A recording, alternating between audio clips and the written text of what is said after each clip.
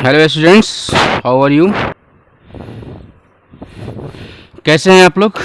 चलिए, हर बार की भांति इस बार भी हम आप सभी के अच्छे होने की ही उम्मीद कर रहे हैं।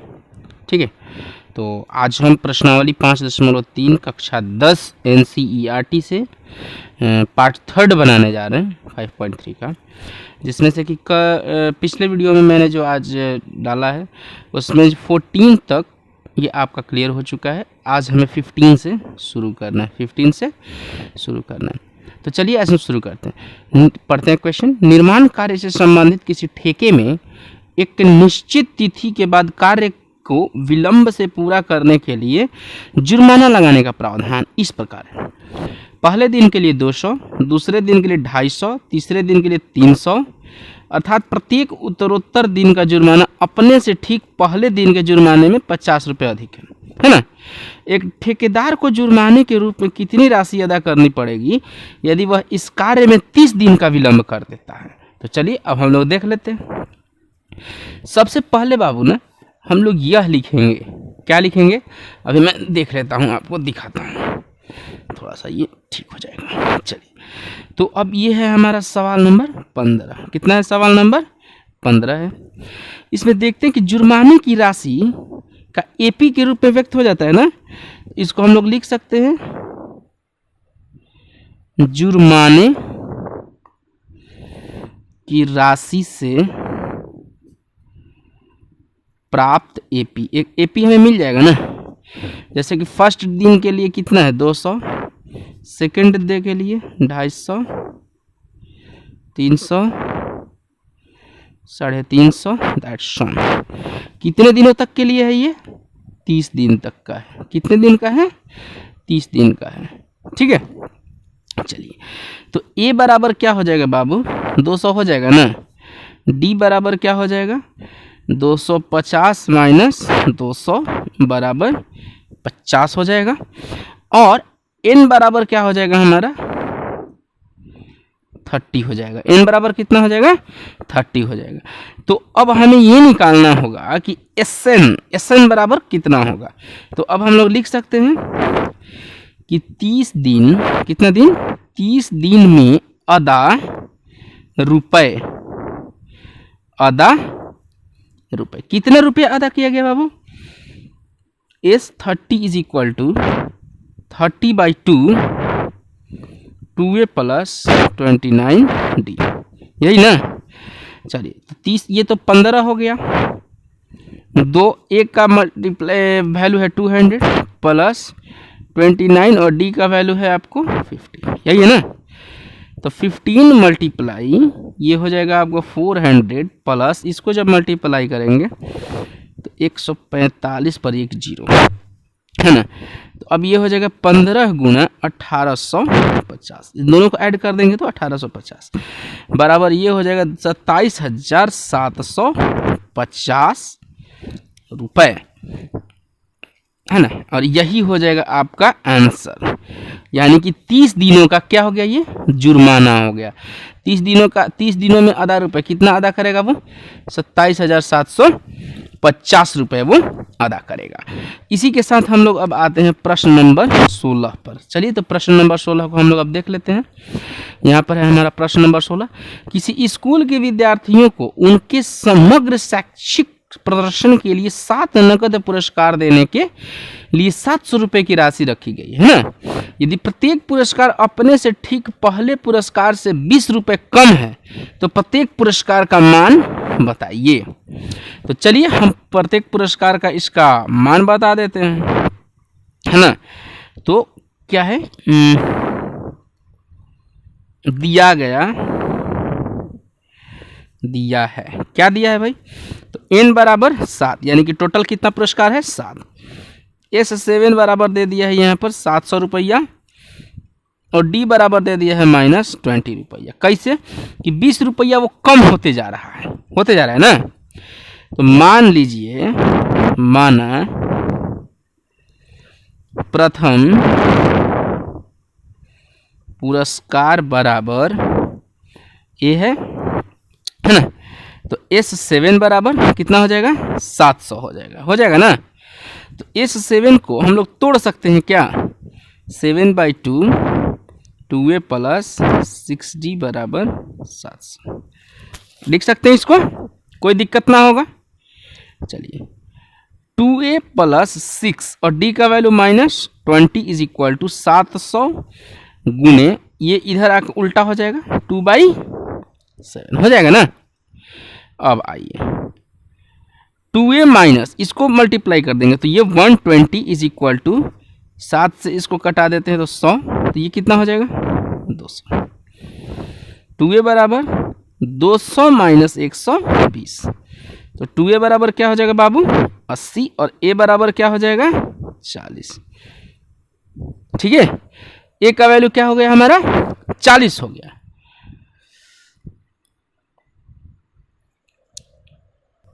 देखिए 2a बराबर कितना था हमारा 40, जहां यहाँ पर फॉल्ट है ये ये -120 है, इधर आएगा तो क्या हो जाएगा ये प्लस में कन्वर्ट हो जाएगा ना। तो अब 2a बराबर 320 हो जाएगा, 2 से इसको कैंसिल कराएंगे तो ये 60 टाइम हो जाएगा, यानी कि a बराबर कितना हो गया 160। a का वैल्यू हमारा कितना आ गया 160 आ गया, है ना। तो अब हम लिखेंगे, हम लोग अब लिखेंगे प्रथम पुरस्कार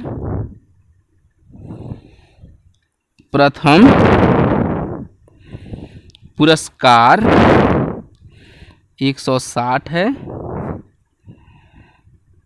इसके बाद 160 140 120 100 80 60 और 40 यही है आपका। ठीक है, इसके बाद अन्य पुरस्कार कितने हैं 20 कम है, तो ये हो गया ना सब में 20 कम। चलिए अब हम लोग आते हैं प्रश्न नंबर 17 के तरफ। कहाँ आते हैं बाबू प्रश्न नंबर 17 के तरफ। ठीक है, तो चलिए 17 नंबर हम लोग देखते हैं। एक स्कूल के विद्यार्थियों ने वायु प्रदूषण कम करने के लिए स्कूल के अंदर और बाहर पेड़ लगाने के बारे में सोचा। यह निर्णय लिया गया कि प्रत्येक कक्षा के प्रत्येक अनुभाग अपनी कक्षा की संख्या के बराबर पेड़ लगाएगा। उदाहरणार्थ कक्षा 1 का एक अनुभाग एक पेड़ लगाएगा। ठीक है, उसके बाद फिर है, अरे कितना लंबा क्वेश्चन है भाई, बहुत लंबा क्वेश्चन है, चलिए देखते हैं, कोई बात नहीं।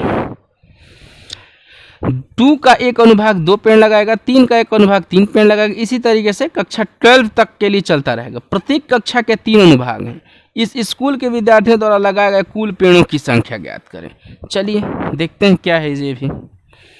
हालांकि ये क्वेश्चन कुछ ज़्यादा टफ तो नहीं लग रहा है, बस क्वेश्चन इतना लिख दिया है ना, इसके चलते ये क्वेश्चन काफ़ी हमको बड़ा लग रहा है। ठीक है, चलिए तो कक्षा 1 से लिखेंगे। सबसे पहले हम लोग ये लिखेंगे कि कक्षा 1 से 12 तक प्रत्येक अनुभाग इस प्रकार पेड़ लगाता है, पेड़ लगाता है। कैसे पेड़ लगाता है भाई, तो 1 लगाता है, 2 3 4 ऐसे कर के 12 तक पेड़ लगता है। ठीक है, तो प्रत्येक कक्षा के 3 अनुभाग हैं, लिखेंगे प्रत्येक कक्षा के 3 अनुभाग हैं। ठीक है, तो 1 कितना लगाएगा 1 गुना 3, 2 गुना 3, 3 गुना 3, 4 गुना 3, ऐसे करके ये 12 गुना 3 तक हो जाएगा ना। तो ये करते हैं 3 3 दूनी 6, 3 3 करने 4 तिया 12, इस तरीके से चलते जाएगा, और 12 तिया 36, तो ये टोटल हो गया ना। तो अब हम लोग लिखते हैं a बराबर कितना हो गया हमारा, a मिल गया ना, a मिला 3।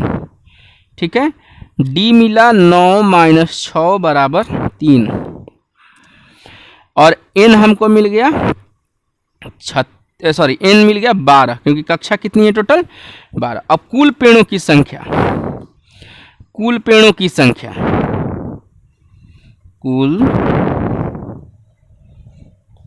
पेड़ों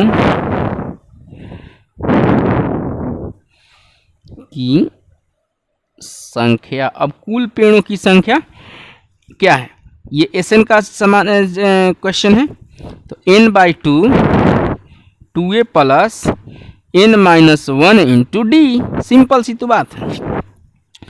चलिए, तो ये n कितना है 12 by 2, n is equal to 12 है, n is equal to 12 by 2 into 3a plus n फिर वापस आ गया 12 माइनस 1 और d का वैल्यू है 3, ये 6 हो गया बराबर 6 इंटू 3 दूनी 6 प्लस 12 में से 1 गया 11 तिया 33, ठीक है। तो ये हो जाएगा 6 प्लस 33 और 3 कितना होता है बाबू 39, सॉरी ये प्लस नहीं होगा, ये मल्टीप्लाई हो जाएगा ना। तो अब इसको मल्टीप्लाई करेंगे तो 39 छक्के होता है 234, कितना होता है 234। तो कुल पेड़ लगाएंगे, कुल पेड़ों की संख्या, पेड़ों की संख्या बराबर 234 आंसर। बात समझ में आ रही है ना, आ रही है, थैंक यू। अब हम लोग आते हैं क्वेश्चन नंबर 18 के तरफ। क्वेश्चन नंबर 18 के तरफ, बहुत अच्छा क्वेश्चन है बाबू, और प्लीज इस क्वेश्चन को बहुत ध्यान से और अच्छी तरीके से देखेंगे, क्योंकि ये क्वेश्चन जो है वो काफ़ी लंबा जाने वाला है ना। तो इसको हम लोग आराम से देखते हैं क्या है क्या नहीं है इस क्वेश्चन में, और काफ़ी एक अच्छा कंस्ट्रक्शन भी है इस क्वेश्चन का, तो उस कंस्ट्रक्शन पर भी हम लोग अभी ध्यान देने वाले हैं, ठीक है ना। चलिए देखते हैं, यही है इस क्वेश्चन का कंस्ट्रक्शन। केंद्र ए से प्रारंभ करते हुए बारी बारी से केंद्रों ए और बी को लेते हुए त्रिज्याओं 0.5 cm 1 इस तरीके से cm वाले उत्तरोत्तर अर्धवृत्तों को खींचकर एक सर्पिल बनाया गया है ना, स्पाइरल बनाया गया, जैसे कि आकृति इसमें दिखाई दे रही है। 13 क्रमागत अर्धवृत्तों से बने इस सर्पिल की कुल लंबाई क्या है। पाई का वैल्यू लेना है 22/7। तो चलिए देखते हैं इसको क्या कर सकते हैं इसके लिए हम, है ना। चलिए, अर्धवृत्तों की लंबाई हम लोग लिख सकते हैं ना, देखिए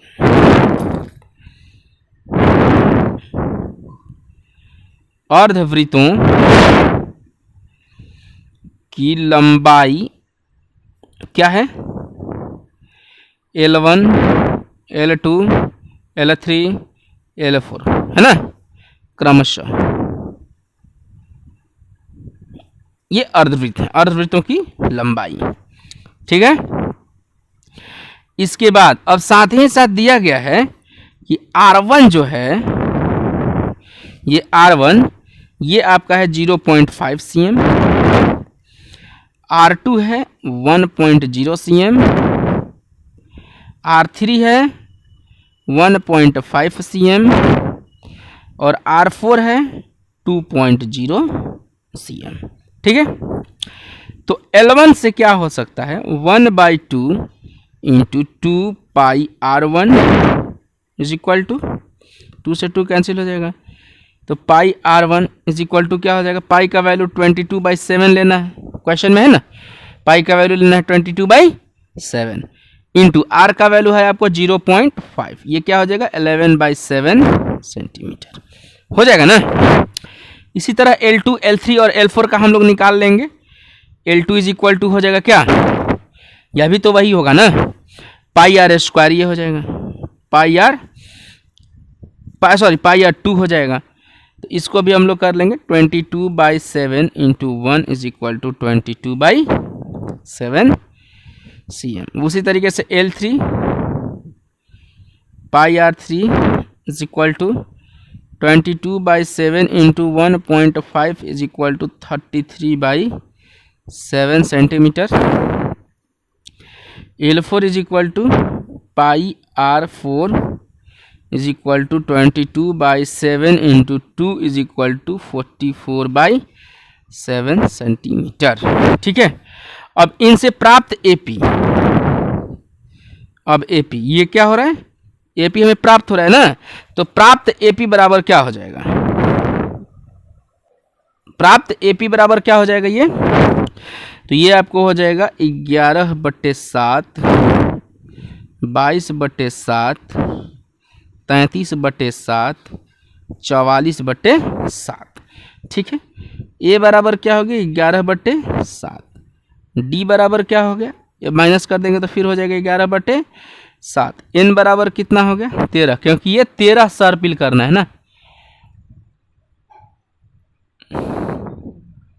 हाँ, 13 क्रमागत अर्धवृत्तों से बने है ना, इसको 13 बनाना है। ठीक है, बोलिए यस सर। तो चलिए अब हम लोग इसको लिखते हैं बाबू, सर्पिल की कुल लंबाई, अब इनको ऐड करना पड़ेगा ना, लिखेंगे सर्पिल की कुल लंबाई बराबर L1 plus L2 plus L3 plus L4 plus that's on 13, ये क्या हो जाएगा 13 पदों तक। ठीक है, चलिए S13 is equal to 13/2 2a plus n-1 यानी कि 13-1 इंटू डी, क्या हो जाएगा ये 13/2 2 इंटू 11/7 ए का वैल्यू प्लस 12 इंटू 11/7 डी का वैल्यू। ठीक है, तो ए और डी तो हमारा बराबर है। चलिए इसको भी अब सॉल्व करिए देते हैं। 13/2 11 2 22/7 प्लस 132/7 12 11 जा, अब 13/2 और ये हो गया आपको 7 22 प्लस 132। ठीक है, अब लिखेंगे is equal to 13/2 multiply square कर देंगे तो 2 2 4 3 2 5 एंड 1/7। ठीक है, अब नेक्स्ट पेज, और इसको अब हम लोग फिर से सॉल्व करने का प्रयास करते हैं। तो लिखेंगे यहाँ पर बाबू 13/2 मल्टीप्लाई 154/7, 7 से ये कैंसिल हो जाएगा 22 टाइम्स में, तो 13/2 इंटू 22, अब 2 से ये 11 बार में कैंसिल हो जाएगा, तो ये हो जाएगा 13 इंटू 11 इज इक्वल टू 143। तो अब लिखेंगे इन 13 अर्धवृत्तों से बने सर्पिल का कुल लंबाई कितना हो जाएगा 143 सेंटीमीटर, यही हो गया आपका आंसर। बोलिए बाबू सही बात। अब हम लोग आते हैं प्रश्न नंबर सेकंड लास्ट अर्थात 19 नंबर पर। यह भी थोड़ा सा टफ क्वेश्चन ही हमको लग रहा है कि है, बट देखते हैं, कोशिश करते हैं बनाने का, शायद बन जाएगा। चलिए 200 लट्ठों, ये लट्ठ को ढेरी के रूप में इस प्रकार रखा जाता है कि सबसे नीचे वाली पंक्ति में 20 लठ, उसके अगली पंक्ति में 19 लठ, उसके अगले पंक्ति में 18, इसी तरीके से 200 लठ कितनी पंक्तियों में रखे गए तथा सबसे ऊपरी पंक्ति में कितने लठ हैं। चलिए बनाने के प्रयास करते हैं। सबसे नीचे कितना है 20, 19, 18, 17 ऐसे करके, ये क्या है एपी में है। किस चीज में है ये, एक एपी में है ना। तो अब यहां पर लिखेंगे लट्ठों की संख्या, लट्ठों की संख्या बराबर कितना है टोटल 200, और ये क्या है एसएन है ना। तो ए बराबर क्या हो जाएगा हमारा 20, डी बराबर क्या हो जाएगा 18 माइनस 19 इज इक्वल टू -1। चलिए Sn इज इक्वल टू कितना है 200। चलिए अब बनाने का प्रयास करते हैं। इसका फॉर्मूला होता है n/2 2a plus n-1 into d is equal to 200। इसका फॉर्मूला यही होता है ना।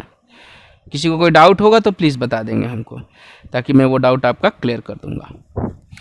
ठीक है, तो n/2 n का तो वैल्यू पता है नहीं, तो n/2 2 इंटू a का वैल्यू है 20 प्लस n-1 और d का वैल्यू है आपको -1 इज इक्वल टू कितना हो जाएगा 200 हो जाएगा ना। अब लिखेंगे या n/2 22 जा 40 plus n+1 is equal to 200 हो जाएगा ना। बोलिए यस सर हो जाएगा। या n/2 41 plus n is equal to 200। यहाँ पर प्लस n कैसे होगा, ये तो माइनस में कन्वर्ट हो जाएगा ना, माइनस में कन्वर्ट हो जाएगा। अरे बुड़बक बोलो सब कैसे ये गड़बड़ है। या n इज इक्वल टू क्या लिखेंगे अब, n into 41 minus n is equal to 200 into 2 हो जाएगा ना। इसके बाद ये हो जाएगा 41n minus n square is equal to 400 हो जाएगा ना। सेम इसी चीज़ को हम लोग अगले पेज पर वापस लिखते हैं ताकि हमें बनाने में आसानी होगी। तो ये है, या देकर लिखेंगे 41n minus n square is equal to 400। इसको हम लोग लिख सकते हैं बाबू कि n स्क्वायर या n square minus 41n is equal to 400 लिख सकते हैं ना, बिल्कुल आसानी से लिख सकते हैं। n square minus 16n minus 25n minus नहीं सॉरी प्लस ये माइनस हो जाएगा प्लस 400 इज इक्वल टू 0। या अब फिर कॉमन हम लोगों को लेना पड़ेगा। n minus 16 minus 25 n minus 16 is equal to 0। n minus 25 और n minus 16 is equal to 0 हो जाएगा। तो n का वैल्यू जो हो जाएगा वो 25 हो जाएगा और इस n का वैल्यू जो हो जाएगा वो 16 हो जाएगा ना। यहाँ तक में तो कोई दिक्कत नहीं है आप लोगों को, ठीक है। तो अब हम लोग लिखेंगे n का वैल्यू अगर 16 है, यदि n बराबर 16 है तो क्या होगा, 16 है तो yes 16 is equal to a plus 15d is equal to 20 plus 15 minus 1 is equal to 20 minus 15 is equal to 5। यदि n बराबर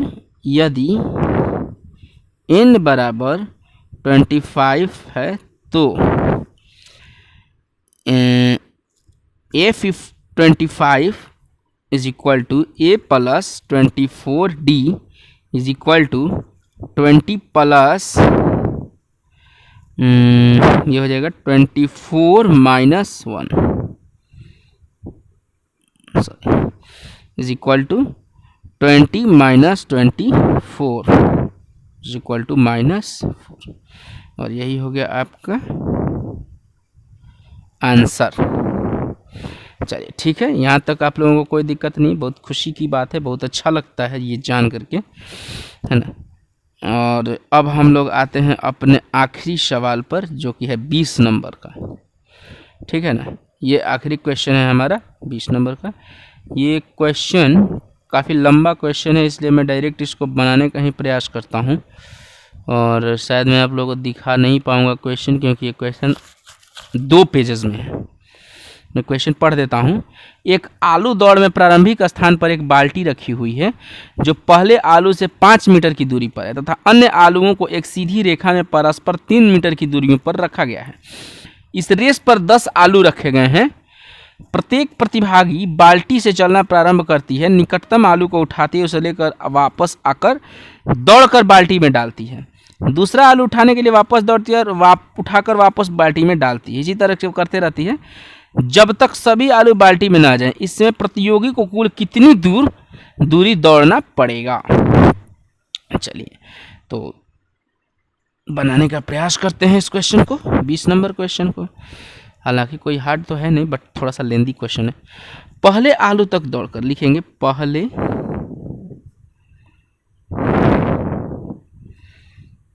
आलू तक दौड़कर जाने और आने में तय दूरी, जाने और आने में तय दूरी कितनी है? ये 2 × 5 = 10 मीटर। दूसरे आलू तक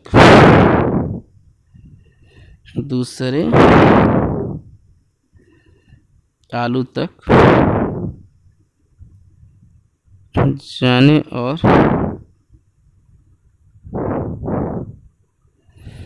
आने में लगा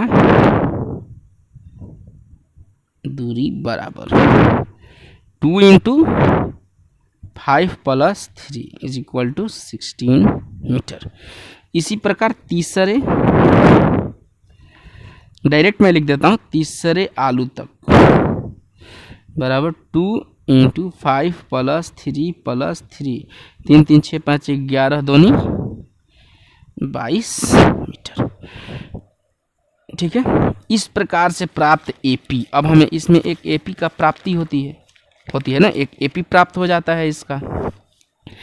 तो अब लिखेंगे हम प्राप्त एपी बराबर 10, 16, 22, 28 होता है। ए बराबर का हो गया 10, डी बराबर का हो गया 16 - 10 = 6 और n बराबर क्या हो गया 10। ठीक है, S10 = 10/2, SN का फॉर्मूला है बाबू, 10/2 × 2a + 10 - 1 d। ठीक है, लिख सकते हैं 10/2, 2 × 10 a का वैल्यू प्लस 10 - 1 9 × d का वैल्यू कितना है आप लोग बता दीजिए। तो d का वैल्यू है 6, है ना, ये 5 हो गया बराबर 5, 10 दूनी 20 + 9 = 54 हो जाएगा ना। अब 5 × 74 बराबर 370 मीटर। क्या करना पड़ेगा? प्रतियोगी को, अब लिखेंगे प्रतियोगी को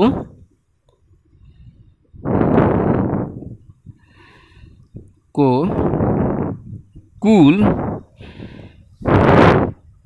370 मीटर तक दौड़ना पड़ेगा। इसी के साथ ये चैप्टर समाप्त होता है। और चैप्टर अगर समाप्त होता है तो फिर मैं आप लोगों को एक चीज़ और देना चाहता हूँ। हर वीडियो में मैं आपको ये चीज़ देता हूँ। Thank you. एंड ये एक बहुत ही प्यारा सा है ना,